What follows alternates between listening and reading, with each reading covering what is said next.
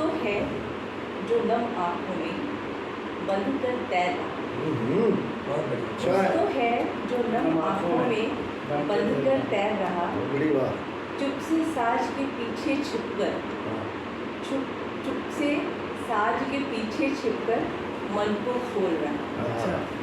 आहट सा हर जख्म छिपाए शब्द नगाड़ा बांधे, आहट सा हर जख्म छिपाए शब्द नगाड़ा बांधे, धीरे धीरे बोझी पग से रास्ता तोड़ता, क्या बात है। धीरे धीरे बोझित था। पग से रास्ता तोड़ता। अब मैं अपनी कहानी हाँ, सुनाऊंगी। उसके तो हम इंतजार कर रहे हैं। ये कहानी कथा क्रम में चुन ली गई है। हाँ, कवाई बुलाइए। की नहीं, कवाई की नहीं पता। इसमें नहीं हो सकती है। हाँ, हो सकता है इसमें। कहानी है बाइस्कोप। बाइस्कोप। बाइस्कोप। पहले भी सुनी है इसको। पहले भी सुना है इसको। नहीं, हाँ, पहली बार। एकदम लेटेस्ट। वर्षों बाद आज फिर से गांव में बाइस्कोप आया। वैसा ही बक्सा, वैसे ही आंख लगाकर देखने वाले गोल डिब्बे और वैसे ही उसके बजते हुए गाने। बस उसकी सजावट और गाने बदल गए। आज बक्से पर लाल साटन के कपड़े का झालर वाला पर्दा लगा है और गाना बज रहा है, मेरे फोटो को सीने से यार चिपका ले सिया फेविकॉल से। बच्चे भी आज मर्म पे रखा है वही है। बच्चे भी आज मोबाइल छोड़कर बाइस्कोप के डिब्बे में आंख लगाए बैठे देख रहे हैं। जो उठ रहे हैं उनकी आंखों में एक नई सी खुशी तैर रही है, और जो अपने नंबर का इंतज़ार कर रहे हैं उनकी आंखों में एक कौतूहल है, एक बेचैनी है जुगनू सी तैर रही है। कटी नींद की सूखती जड़ पर बैठा देखता देखता शालिग्राम भी बच्चों की अंतिम टोली के साथ जाकर गोले में आंख लगाकर बैठा। एक दो बार नहीं, उसने 3 से 4 बार बाइस्कोप देखा और पैसा देकर पूरब की चौपाल की ओर निकल पड़ा, जहाँ अब न कोई पेड़ था, न उसकी छाया, न ही चौपाल का कोई अवशेष। वहाँ था गांव का सामुदायिक शौचालय, जो न खंडहर था न किसी उपयोग था, जहाँ कभी कुत्ते जाकर सो जाते थे तो कभी लड़के जुआ खेलते। उसके भीतर एक टीस उठी थी। टहलते टहलते चलता हुआ वो दूर सूखी नहर के किनारे निकल आया। शुकी याद आई, घुंघराले बालों वाली शुकी, मछली सी आँखों वाली शुकी, हर बात पे खिलखिलाकर हंसने वाली शुकी, जो दूर रहते हुए खो गई, जो हंसते हंसते एक दिन चुप हो गई और चली गई उसकी छाया से बहुत दूर। आज शुकी बहुत याद आ गई, बहुत। बरामदे में बिछी चारपाई पर आकर निढाल सा लेट शालिग्राम ने अपनी दुखती आंखों को बंद कर दी। आंखों की बंद कपोटों में किसी झिलमिलाते तारे से आकर वह खड़ी हो गई, अपना प्रश्न पूछती, तेरा नाम शालिग्राम किसने रखा? उसकी उंगली थामे वह निकल गया उस मेड़ पर जहाँ उसने इस प्रश्न को पूछकर एक सपना दिखाया। तुझसे ही पूछ रही, तेरा नाम शालिग्राम किसने रखा था? अम्मा ने। ये शालिग्राम है कौन, देवता की पितर? मैं क्या जानूँ, तू जानती है तो बता। गुस्सा काहे को हो रहा है? मैंने तो यूं ही पूछ लिया, जैसे मैं शुक्र को जन्मी तो ताई ने मेरा नाम शुकी धरा, तो मैंने सोचा शायद तेरा भी ऐसा ही, कहती वो हंसी। नाम का तो नहीं पता, पर अपने होने की सत्यनारायण कथा टुकड़े टुकड़े बहुत सुना है, कभी दादी से तो कभी अम्मा से। धीरे से वह हंस दिया, तो बता न कहानी। पीछे से लंबी घास तोड़कर उंगली में उलझाता शालिग्राम बताने लगा। अम्मा को ब्याह के कई सालों बाद तक औलाद नहीं हुई तो उन्होंने बहुत सारा व्रत किया, उपवास किया। दादी ने भी देवी देवता की ड्योढ़ी पर मत्था टेका, झाड़ फूक कराई, पर सब बेकार। अब दादी के ऊपर एक ही भूत सवार था, बाबा के दूसरे ब्याह में। वो तो पास के गांव में जाके रिश्ते की बात भी चला। अम्मा सब जान गई, वो बहुत दुखी रह गई। फिर क्या, न खाना न पीना, बस काम काम काम, हर वक्त बस काम। कभी कभी तो खूब रोती। बाबा ढाढ़स बंधाते कि वो दूसरा ब्याह नहीं करेंगे, पर अम्मा जानती थी सीधे साधे बाबा दादी के आगे कुछ नहीं बोल पाएंगे न कह पाएंगे, बस मृगछौना सा सर झुका देंगे। तू भी तो चाची का मृगछौना है, धर आगे तो सुन।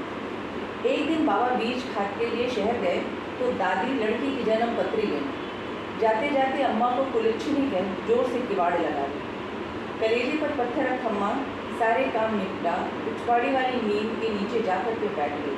चुपचाप बैठी टप टप टपकती निगौरी देखती। इधर निगौरी टपकती, उधर अम्मा के आंसू। बूढ़ी भी पीपल का भूत चढ़ा था क्या? शुक्की थोड़ा गुस्सा थी। शालिग्राम के पास खिसक आई। अंधेरा बढ़ने लगा था। दादी दिन भर अम्मा के काम पे फिक्रा कसती। बाबा बहुत समझाते, पर अम्मा को पता था कि बाबा के ब्याह के बाद अम्मा की गत बुरे से होती। इसी से वो पूरे दिन कोने कोने रोती। उस दिन भी दोपहरी में पीछे बैठी वह रोए जा रही थी कि तभी न जाने कहाँ से 4-5 भैरी उधर से गाती बजाती निकली। बैसाख का दिन, वो भी खड़ी दोपहरी। प्यास से उनका हाल बेहाल था। अम्मा को आवाज़ देकर उन्होंने पानी मांगा। अम्मा गुड़ पानी पिलाकर भीतर जाने लगी तो एक बूढ़ी भैवी ने अम्मा से पूछ लिया, क्या बात है बिटिया, कुछ उदास दिख रही, कुछ हुआ है का? न कह के अम्मा बोली तो कुछ नहीं, पर आंसू झड़ने लगे। धीरे धीरे सारा किस्सा अम्मा उस बूढ़ी भैवी को सुना डाली। सच्ची चाची है भी तो बहुत सीधी। अच्छा फिर बूढ़ी भैवी कुछ पल आंखें मूंदे बैठी रही और झोले में से निकाल कर अम्मा को काले पत्थर की एक छोटी सी पिंडी दे के बोली, रो मत बिटिया, इनका ध्यान चलकर 1 बरस के भीतर तेरी गोदी भरेगी। ये शालिग्राम है, सब भली करेगी। जी कभी मत छोटा कर, भगवान के घर देर है, अंधेर नहीं। और सुन, अब जब मैं आऊँ तो मीठा पानी मत भूलियो। हंसती हुई अम्मा के माथे पर बहुत दला के चली गई। अम्मा फिर भी उदास। वो दिन भर एक ही बात सोचती, अगर बाबा का ब्याह हो गया तो औलाद लेकर क्या करेगी। अब वो हर पल भैरवी के आशीष को तोड़ने के लिए भगवान से प्रार्थना करने लगी। कहती है नाथ, बिना आदमी औलाद लेके क्या करूँगी? देना है तो दोनों दो, नहीं तो हमें भी उठा। पर भाग में तो कुछ और ही था। लड़की की जन्म पत्री भी मंगली निकल गई। मंगली कह रही शालिगा, शुक्र उसे शालिगा ही बोला। मैं नहीं जानता ये सब, बस सुना ही। फिर क्या, प्यार टूट गया। घर कुछ दिनों को शांत हो गया। अब दादी या तो कोठरी में चुपचाप पड़ी रहती या खेत चली जाती और अम्मा जुए में जुते बैल से खटती रहती या फिर अपने शालिग्राम को पूछती। न जाने भैरवी का आशीष था या शालिग्राम का तप या भगवान जाने कुछ और। फिर मैं जगी दादी की बांझ बहू के गर्भ से। शालिग्राम कुछ उदास हो गया। बांझ शब्द उसे माँ के ऊपर चिपका एक ऐसा गहरा दाग लगता था, इसे वह चाहकर भी नहीं छोड़ा, जो हमेशा उसे माँ के ऊपर चिपका सा। वह औरत जात बड़ी अभागी है, यह औरत जात बड़ी अभागी है शालिगा। यह कभी अपनी जात का साथ नहीं देती। जब भी खड़ी होएगी आदमी के साथ ही खड़ी होगी, चाहे वो शिला बनकर चाहे पाथर। एक अजीब चिड़ से शुक्की ने अपना मुँह सिकोड़ लिया। दादी तो ऐसी हुलसी की बस पूछो। अम्मा को लिपटा कर बस रोए जाए। हाथ जोड़ अम्मा से बोली, सोनी सी बहुरिया को कासा समझ डाला, सपूती कोह को बाँच कहा, नरक मिलेगा। हे भगवान, भाग फूटे थे जो ऐसी नेक बहुरिया को तानों से छेड़ डाला। माफ़ कर दे रानी, माफ़ कर दे, मैं गौरा पूछूँ। अम्मा को तो जानती ही है कितनी सीधी है। बस सारा बुला के हमें दादी के गोद में डाल दिया और हमें नाम दिया शालिग्राम। पाथर पिंडी शालिग्राम। हंस दिया वह एक अजीब से हंसी। उसके बाद न दादी को उम्र का दुख न खाने की सोच, बस बच्चा बच्चा बचवा, यही उनकी भात थी, यही उनकी सांस। भैरवी फिर आई, नहीं पता, अम्मा ने कभी कुछ कहा ही नहीं। शालिगा, एक बात पूछूं, तू भदोही जा रहा है? तुझे किसने कहा? चाची ने। मैं कल जीजी के आने का लड्डू बताशा देने गई थी तो सुना था। चाची कहारिन दीदा से कह रही थी बचवा भदोही जाएगा, पर तू वहाँ जाके क्या करेगा? यहाँ की खेती बाड़ी काहे नहीं करता? शुक्की ने अंधेरे में शालिग्राम को देखा था। बाबा की बीमारी में उपजे सारे उपजाऊ खेत रहने पड़े हैं, जो हैं बस सिमान के, वह भी चोट काट लिए जा रहे हैं। भूखे पेट दिन कैसे कटेगा? कुछ तो करना है। कब जाना है? जब मामा आ जाए। मामा बहुत अच्छे बुनकर हैं। मीठा सा एक गर्व शालिग्राम के चेहरे पर फैल गया। बहुत देर हो गई शालिगा, चल चलते हैं। चारों तरफ कहीं बल्ब कहीं लालटेन जलती देख शुक्की अपना आंचल समेट के खड़ी होगी। थोड़ी देर और बैठना, अम्मा ढूंढती होगी, कहती शुक्ति अंधेरे में हंसती हुई गायब हो गई। मामा के आने के साथ ही शालिग्राम के जाने का दिन आ गया। माँ उदास से चुपके चुपके आंसू बहाती, न बेटे को भेजने का जी करता न रोकने का। एक मन कहता न जाने का, पर दूसरा मन छटपन को बांध लेता, समझाता जीवन का सत्य, देखता रेहन पर पड़ा उपजाऊ खेत और अपने बच्चे के भविष्य का सुनहरा सपना। समझ नहीं आता कि इन सारी सोचों में सही क्या है और गलत है। 2 दिनों से इन्हीं सब उलझाओं में उलझी उसने सवेरे सवेरे ही दरवाजे पर झाड़ू लगाकर लिपाई की, लोटे में भरकर पानी रखा और पास बैठाकर शालिग्राम को ढेर सारी नसीहतें, दुलार, ममता की गांठ में बांधकर पकड़ा दिया। समझाया उसे बाहर की दुनिया का अर्थ, रिश्तों की मर्यादा और समय के बहाव का मर्म। माँ का पैर छूकर जैसे ही शालिग्राम बाहर निकला वो ठिठक गया, जैसे कुछ याद आ गया। माँ के कान के पास जाकर धीरे से बोला, अभी आया माँ, और पीठ पर कपड़े का झोला डाले लट्ठे का कुर्ता पैजामा फड़फड़ा था वह सीधे पूरब की चौपाल की ओर दौड़ा था, जहाँ सुबह के निर्जन चौपाल में बिखरे पत्तों पर आम के तने से सटी शुकी खड़ी थी। आंचल के नीचे मक्के की रोटी और बथुआ का साग छिपा। शालिग्राम को देखते ही उसने आंचल से निकालकर पोटली पकड़ा दी। दोनों चुप थे, आम के पेड़ से सटे। मैं जाऊँ? प्राप्य अप्राप्य दोनों के भीतर शून्य में समा गया। वह चला गया लखीमपुर खीरी की तराई से दूर, भदोही के उस संसार में जहाँ गली गली रंग बिरंगे सूट धागों का संसार था और सूजी से रस्ती एक अलग सी दुनिया की काली मोटी, जहाँ बड़ी बड़ी उंगलियों से लेकर छोटी छोटी उंगलियों का तिलस्मी संसार था। थोड़ा बूझा थोड़ा अबूझा सा वो खो गया इस दुनिया में और रचने लगा ऐसा ही संसार जिसमें रंग थे, रूपें थी, रेखाएं थी, गांठें थी, पर सबसे अलग, सबसे भिन्न, जिसमें उसका गांव था, माँ थी और नहर के किनारे किनारे 7 चतुष्ट। कभी हंसती तो कभी डबडबाई आंखों से उसे देखती। समय बीतता रहा, वो बूटे उकेरता रहा पूरी तन्मयता से, वेदों की ऋचाओं की तरह, जहाँ शब्द नहीं थे पर रेखाएं और गांठें जीवन का सूक्ष्म अर्थ छिपाए हुए। इस तरह 2 वर्ष बीत गए, तीसरा भी बीत रहा था, पर अब उसका जीव चट गया। सपने में कभी राह तकती माँ दिखती तो कभी उदास होती। मामा से क्या उसने संजोया पैसा निकाला, माँ के लिए मामी जैसी रेशमी साड़ी और सीमंत की तकिया ली और शुक्ति के लिए घुंघरू वाली पाजी लेकर गाँव लौटा। बस से उतरते ही जैसे पैरों में पंख लग गए, पर रास्ता उतना ही लंबा लग रहा था। आंखें पगडंडी पड़ती पर मन को लाक्षे बन रहा। घर पहुँचते ही कहाड़ी दीदा, खारू बुआ, कृपाल ताऊ सहित एक एक करके पूरा गांव मिलने आया। कुछ साथी दोस्त भी आए, पर जिसकी राह तकता वो बैठा था वह कहीं नहीं। सांझ से रात हुई, रात भी ढल गई, सूरज फिर से निकला और दोपहरी को पीछे करती सांझ फिर से गांव के मुहाने से घुसने लगी, पर शुक्ति टुकड़ा उसकी परछाई निकल गई। बाहर निकल शालिग्राम खेत, मेड़, चौपार हर जगह भटक आया, ढूंढ आया, पर सब व्यर्थ। ऐसा लगा जैसे किसी गहरे गहर में समा गया। 2 दिनों से बेटे को यूं भटकता देख जानकी कातर उठी। रात को रसोई में ही आसनी डाल उसने रोटी देकर कारण पूछा, पर कोई जवाब नहीं। वह चुप बैठा रोटी मुँह में डालता रहा। जानकी बताने लगी, गाँव के कई लड़के बाहर कमाने चले गए, अब खेत से न तो पूरा होता है न लड़के खेती करना चाहते हैं। कई लड़कियों का ब्याह हो चुका, वो अपने अपने ससुराल में है। गाँव अब वो गाँव नहीं रहा, वो कुछ बदल रहा। माँ को सुनता वह अब थाली में रोटी घुमाता बैठा था, पाथर पिंडी के पत्थर था, और अचानक रोटी छोड़कर उठ गया। अंधेरी रात के आकाश पर चांदी के कण से तारे छिटके थे।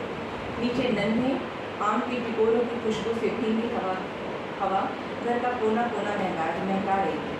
गाँव सुख की नींद में डूबा था, पर शालिग्राम की नींद एक प्रश्न में अटकी थी, कहाँ चली गई शुक्ति? आंखें फाड़ वह अंधेरे आकाश को देखता रहा। रात खिसकती रही, कभी रीमा कभी झींगुर की आवाज़ रात को रहस्यमय बना रही थी। बच्चा चौंक कर उठ बैठा हुआ, क्या है माँ? बच्चा, मैं नहीं जानती तू शालिग्राम का तप हो या भैरवी का आशीष या मेरे किसी पूर्ण का फल, पर पूत तो मेरा ही, मैंने ही तुझे जाना है। बचपन से आज तक तेरी ही सांस सुनी हूँ, तेरी ही सांस जागी हूँ, सो तेरी सांस भी पहचान रही हूँ। बावले, मुझे पूरी थाह है तेरे मन की, पर एक बार बताऊँ, माँ ने धीरे से बेटे की हथेली को अपनी खुरदुरी हथेली पर बांध लिया। गाँव में आज भी 14-15 वर्ष की भेड़िया ही ब्याही जाती है। बड़ी होना यहाँ की रीत नहीं, कारण पता है, सिर का मान, बाप की मर्यादा। ये सब हमारे गांव में बेटी की पूरी चादर से बंधी रहती है। अगर ये खुल जाए तो घर ही नहीं, पूरा का पूरा गांव लुट जाता है बच्चा। एक घर का धुआं पूरे गांव को ढकता है। उस पर ठहरे हम छोटे लोग, जिनके सर मान अपमान का ठीकरा सबसे पहले फूटता है। उस पर गांव का ब्याह, गांव की रीति ही नहीं। तुम ये सब कैसे अम्मा? चारपाई से उतर शालीग्राम जमीन पर बैठी माँ के पास बैठ गया। रुक, मैं आती हूँ, कहती माँ भीतर कोठरी में चली गई। संदूक खोल एक काला धागा ले आई। इसमें छोटी सी दुर्गा माँ की तस्वीर लटक गई। ये तेरा ही है ना? हंस पड़ी वह। माँ को देखकर शालीग्राम चुप बैठा था। याद आ रहा था 4-5 बरस पहले माँ का वह नागपंचमी मेला, जहाँ से माँ ने दुर्गा माँ का यह धागा खरीद उसके गले में डाला था, और उसने भदोही जाते समय वही धागा शुक्र की मुट्ठी में धर दिया। बच्चा, गांव के औरत पशु में आज भी कोई भेद नहीं है। जिस स्थान बांध दो उसी स्थान समा जाता है। काट देती है पूरी उम्र बिना किसी शिकवा शिकायत। यही यहाँ की रीत। यहाँ शहर की रीत हार जाती है। फिर कुछ देर चुप रहकर बोली, ब्याह के 2 दिन पहले शुक्र आई थी। बोली कुछ नहीं, बस रोती रही और जाते समय यह धागा वापस देकर पलटकर चली गई। मैं उसी समय सब समझ गई। अम्मा, वो किसी की ब्याहता है, अब तेरी शुक्की नहीं, छुपा दे उसे भी, बहुत भीतर। माँ की उंगलियाँ चारपाई के पावे पर रोक के शालीग्राम को सहलाती रही, दुलारती रही, पर जानती थी प्यार के भाव का मरहम तो सिर्फ समय होता है। यहाँ ममता भी हार गई। माँ की उंगलियों की छुअन और नन्ही अम्मिया की भीनी भीनी सी खुशबू से शालीग्राम की पलकें ढक गई। उसने देखा आकाश के अनंत फैलाव के एक छोर पर फैली मखमली कालीन पर शुक्र का चेहरा उभर रहा था, उदास, बिखरा सा। उसके चारों ओर उस पाजेब के घुंघरू बिखरे पड़े थे जिसे वह भदोही से लाया। चौंक कर उसने आंखें खोल दी। देखा माँ वैसे ही जमीन पर बैठी उसका बाल फैला रही। सो जाओ माँ, कहते उसने उठकर काले धागे को गले में डाल लिया। आँख खोल दी उसने। देखा आंगन को पार कर समय वर्षों आगे निकल चुका था। न जाने कितने सूरज निकल कर डूब चुके थे, न जाने कितने ऋतुएं जब कर सो चुकी थी, पर शुक्र इस दरवाजे पर भी नहीं। उसकी आँख से 2 बूंद टपकी और फिसल कर चारपाई की रस्सी में समा गई। धीरे से आँख पोंछता वह फिर से बाहर आ गया, जहाँ से डिब्बों को ढक्कन लगाकर अपना बाइस्कोप संभालता हुआ लड़का वापस जा रहा था, मुँह से सीटी बजाता, मेरे फोटो की धुन निकालता मस्त भला